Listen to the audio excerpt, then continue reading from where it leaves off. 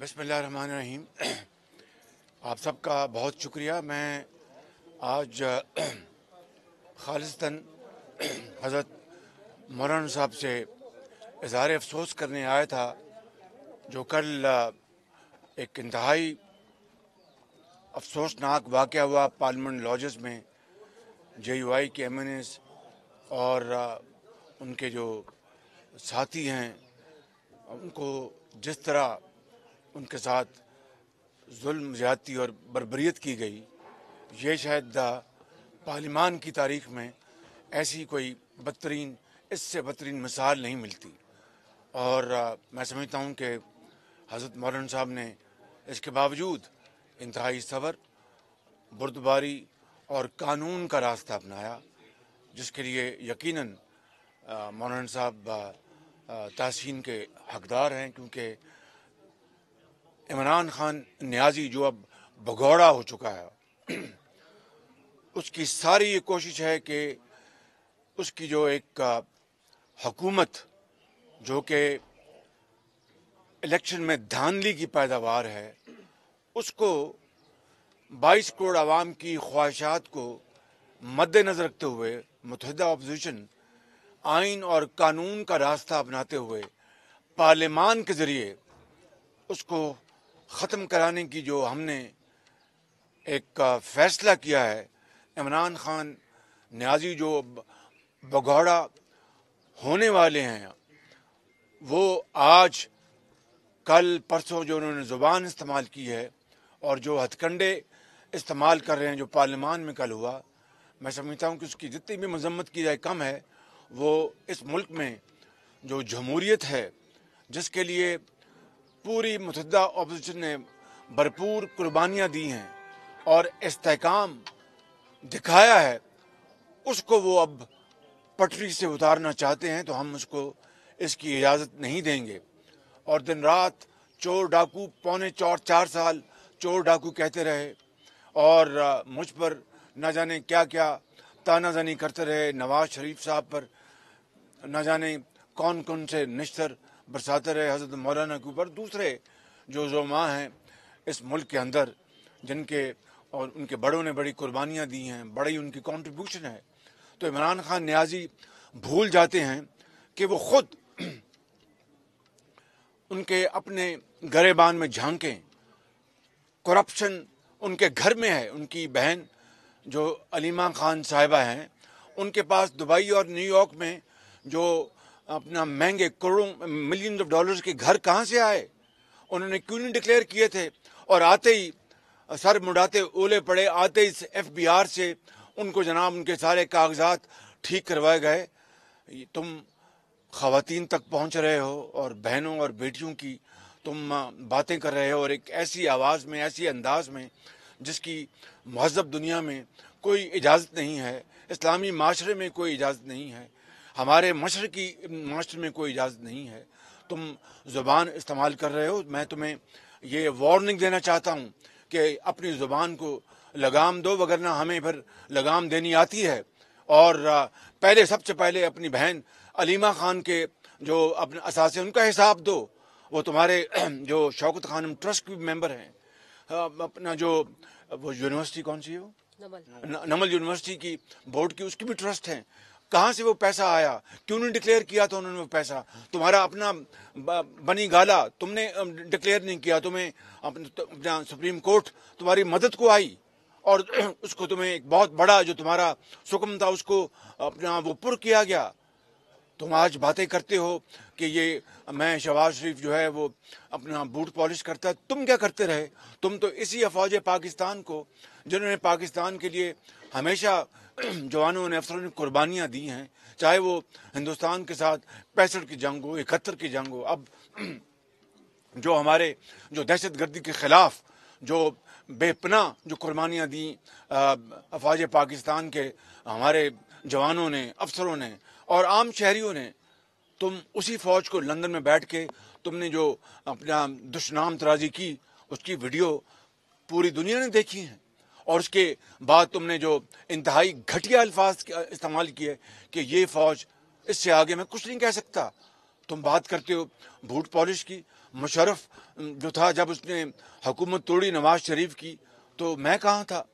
میں بھی جب میاں نواز شریف اٹک جیل میں تھے، اٹک فورٹ میں، قلعے میں، تو میں بھی وہاں تھا. جب اٹک جیل میں بھجوایا گیا تو میں بھی وہاں تھا. جب لانڈی جیل میں بھجوایا گیا تو میں بھی وہاں تھا. جب جلا وطنی کے لیے مشرف نے ایڑی چوٹی کا زور لگایا تو میں بھی پھر غریب الوطنی میں نے اختیار کی. تم باتیں کرتے ہو اپنے گریباں میں جھانکو، اور حرام کی باتیں کرتے ہو. یہ چھوڑ دو. اے ٹی ایم مشینوں کے ذریعے جو حرام کمائی تم کھاتے رہے ہو اس کا تمہیں حساب دینا ہے. اور میں اس سے آگے بات نکلی تو بہت دور تک جائے گی. تمہارے اپنے بنی گالا میں جو کچھ ہوتا ہے پوری دنیا کو علم ہے. ہمارے اپنا منہ سے یہ باتیں مت نکلواؤ، وگرنہ تمہیں چہرہ چھپانے کے لیے جگہ نہیں ملے گی. اور تم آؤ ڈی چوک میں. اگر تم ڈی چوک میں تم یہ کرنا چاہتے ہو تو پھر ہم اس کے لیے تیار ہیں. بالکل یہ فکر نہ کرنا. پھر ہم اس کا جمہوری اور سیاسی طور پر بھرپور مقابلہ کریں گے اور بتائیں گے تمہیں کہ تم اگر اپنا کوئی وہاں پر جتھا لانا چاہتے ہو تو پھر انشاءاللہ ہم اپنا سیاسی اور قانونی حق استعمال کریں گے اور پھر تمہیں ناک سے چنے چبوائیں گے. یہ جو تمہارا انٹیریئر منسٹر جو بات کر رہا ہے میں اس کو جانتا ہوں، بہت اچھی طرح جانتا ہوں اس کو. کبھی میں نے اس کے بارے میں بات نہیں کی. اس کی باتوں کا جواب دینے کا مقصد کوئی نہیں. یہ شیخ حرم ہے، میں اس کو جانتا ہوں اس کو اچھی طرح. بس اس سے زیادہ میں کچھ نہیں کہوں گا. آئیے اذان مکمل ہو جائے.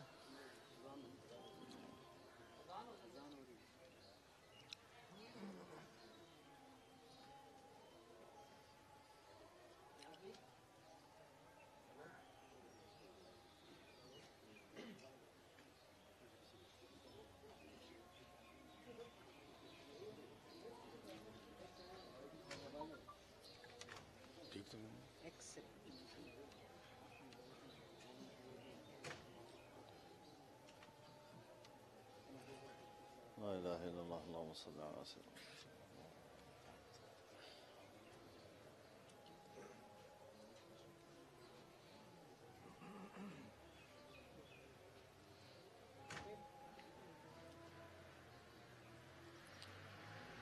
لا الہ الا اللہ اللہم صلی علی سیدنا. سب سے پہلے تو میں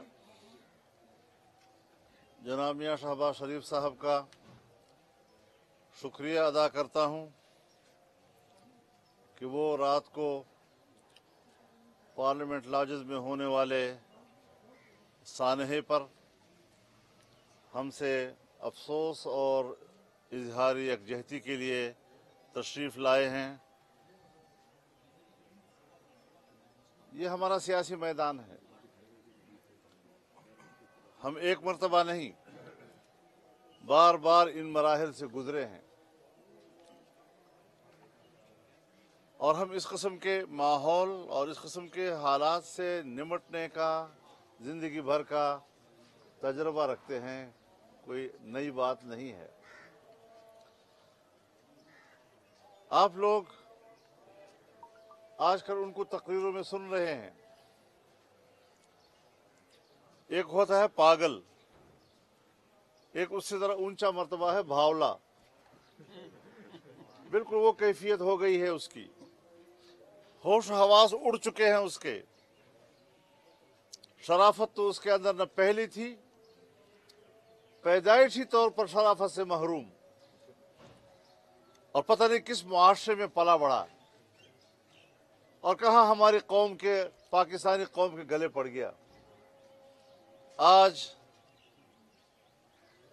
قوم کے نجات کے دن قریب آ گئے ہیں انشاءاللہ العزیز. اور آپ نے دیکھا کہ ہم نے جب رات کو پوری قوم کو اور اپنے کارکنوں کو روڈوں پر آنے کی دعوت دی تو 1 گھنٹے سے کم وقت میں پورا ملک جام ہو گیا. عمران خان سن لو، ہم تمہیں جام کرنا جانتے ہیں. ہم نے شرافت کا راستہ لیا ہے لیکن تمہارے فطرت میں شرافت کا احترام نہیں ہے. گالیاں دیتے ہو، نام بگاڑتے ہو، بد اخلاقی کرتے ہو. آپ کی زبان بتا رہی ہے کہ آپ پاکستان کے وزیر اعظم ہونے کے اور اس کے اہل نہیں ہیں اور اس منصب پر بیٹھنے کے اہل نہیں ہیں. آپ جیسے گلی کوچوں کا میں کیا لفظ استعمال کروں، ایسے مناصب پر بیٹھنا اس منصب کی بے توقیری ہے. میں الیکشن کمیشن سے کہنا چاہتا ہوں کہ جب عدم اعتماد اس کے خلاف پیش ہو چکی ہے، وہ کس طرح پبلک میں جا رہا ہے، وہ کس طرح عوام میں تقریریں کر رہا ہے، وہ کس طرح اسلام آباد کے ڈی چوک پر لوگوں کو بلانے کی بات کر رہا ہے. اس کو پابند کیا جائے، اس کو لگام لگایا جائے، اس کے گلے میں پٹا ڈالا جائے. پاکستان اب مزید اس قسم کے لوگوں کا متحمل نہیں ہے. عدم اعتماد ممبران کی اکثریت کا معاملہ ہے. آرام سے رہو. ہمارا دعویٰ ہے کہ ہمارے پاس اکثریت موجود ہے. آپ شاید تسلیم نہ کریں، سیاسی جنگ لڑو. پوری دنیا کی اسمبلی میں ہوتا ہے. ملک کے صدور کے خلاف مواخذے کی تحریکیں آتی ہیں، وزیر اعظم کے خلاف آتی ہیں، اسپیکر کے خلاف آتی ہیں. بھوکلا کیوں گئے ہو؟ حواس باختہ کیوں ہو گئے ہو؟ گالیاں دینے پہ کیوں آ گئے ہو؟ تو اس قسم کی چیزیں کہ خود تو ڈالروں کا مجسم اور مغرب کا تیار کردہ ایک، اور بتا دینا چاہتا ہوں کہ ہم عدم اعتماد پہلے بھی نہیں آیا. ہم آپ کے خلاف جہاد لڑ رہے ہیں. ہم پاکستان میں ایسی حکمرانی عدم اعتماد کی تحریک انشاءاللہ کامیاب ہوگی، لیکن احتمال ہے نہیں بھی ہو سکتی. مت سوچو کہ پھر تم حکومت کر سکو گے. پھر معاملات گلی کوچوں کی طرف جائیں گے، پھر معاملات سڑکوں پہ آئیں گے، پھر انارکی کی طرف جائیں گے، اور اس کے بعد ہم سے پوچھا جائے گا کہ آپ نہ کریں ایسا، کہیں نظام نہ لپیٹ دیا جائے، کہیں فلاں نہ ہو جائے، کہیں فلاں نہ ہو جائے. تو میں واضح طور پر کہنا چاہتا ہوں کہ خزاں جائے بہار آئے نہ آئے، اصل چیز اس کا خاتمہ ہے. جس قیمت پر بھی اس کا خاتمہ ہوگا، ہم سیاسی میدان میں پرامن اور قانونی اور آئینی وسائل کے ساتھ اس کے مقابلے میں رہیں گے. ہم آگے بڑھیں گے. اور پیسے کی بات کرنا، بابا اگر ہم نے پیسے کمائے ہیں، اگر ہم نے کوئی پرمٹ لیے ہیں، تو میں تو صوبہ خیبر پختونخوا کا رہنے والا ہوں، تو آپ کی حکومت وہاں پچھلے 5 سال رہی ہے، تو ابھی بھی آپ 4 سال سے وہاں حکومت کر رہے ہیں، تو لاؤ نا کوئی کیس. ہمت ہے تو لاؤ نا کوئی کیس، کوئی مسئلہ لاؤ نا. جب کوئی مقدمہ تم ہمارے خلاف لا ہی نہیں سکتے تو پھر گالیاں دینا یہ اوباش کا کام ہوتا ہے کہ بلا وجہ راستے میں آپ کو گالیاں دے رہا ہے. اور اس لیول کے آدمی کو حکمران نہیں ہونا چاہیے. بہت شکریہ. مولانا صاحب، عمران خان صاحب نے ابھی کچھ دیر پہلے تقریر میں کہا ہے کہ مجھے جنرل باجوہ نے کہا کہ مولانا صاحب کا نام نہ بگاڑا کرو. تو کیا آپ نے کوئی شکایت لگائی تھی جنرل باجوہ کو؟ مجھے ایسی کوئی سیاست کرنی ہی نہیں ہے، نہ کبھی میں نے کی ہے. مجھے آپ جانتے ہیں، اگر آپ کو عمر کم بھی ہے تو کافی عرصے سے آپ مجھے سن رہے ہیں، اور میرے سیاست کے لیول کو بھی آپ جانتے ہیں کہ میں کس لیول کی سیاست کرتا ہوں، اور میں ملک کے لیے کس طرح سوچتا ہوں، میں بین الاقوامی برادری کے لیے کس طرح سوچتا ہوں، میں اپنے وطن عزیز کی خود مختاری کے لیے کس طرح سوچتا ہوں. یہ ساری چیزیں میری سیاست کا حصہ ہیں. لیکن میں اس چیز کا ہمیشہ خلاف رہا ہوں کہ پاکستان کی سول بیوروکریسی ہو یا وہ ملٹری بیوروکریسی ہو، وہ سیاست میں مداخلت کرے. اپنے کام سے کام رکھیں. ان کا دائرہ کار موجود ہے آئین میں، ہمارے لیے قابل احترام ہیں. جس طرح سول بیوروکریسی ہمارے لیے قابل احترام ہے، ملٹری بیوروکریسی بھی ہمارے لیے قابل احترام ہے. ہم یہی کہتے ہیں کہ اپنے کام سے کام رکھا جائے. اور آج اگر وہ کہتے ہیں کہ ہم غیر جانبدار ہیں، ہمارا سیاست سے کوئی تعلق نہیں ہے، तो इसके जवाब में वो क्या कहता है कि न्यूट्रल तो जानवर होता है। अब ये मुल्क के इदारों के बारे में, और कल ही ISPR ने जो बयान दिया है, तो आज का बयान तो उस पर रद्द-ए-अमल हो सकता है ना। तो मुझे ज़रा बात करने दें। देखो, सरकारी मुलाजिमीन, चाहे पटवारी हों, चाहे स्कूल टीचर्स हों, चाहे पुलिस वाले सफ़ेद लिबास में हों, और उनको आप इकट्ठा करके दुनिया को दिखाएं कि हम कोई बड़ा जलसा कर रहे हैं, हम आपकी इस हकीकत को भी जानते हैं। और आप सहाफ़ी हजरात मेरे सामने खड़े हैं, इधर अदब से मैं याद करना चाहता हूँ कि आप हजरात ने भी किसी ज़माने में उनके 1000 लोगों को 1 लाख बनाकर पेश किया कैमरे की तकनीक से। और आइडियल बातें आपने भी सुनी, जो कंटीजन में अलिफ लैला के किस्से बयान करता था और आइडियल किस्म की बातें करता था, आज फिर उसी तरह का लब लहजा उसने अपनाया हुआ है।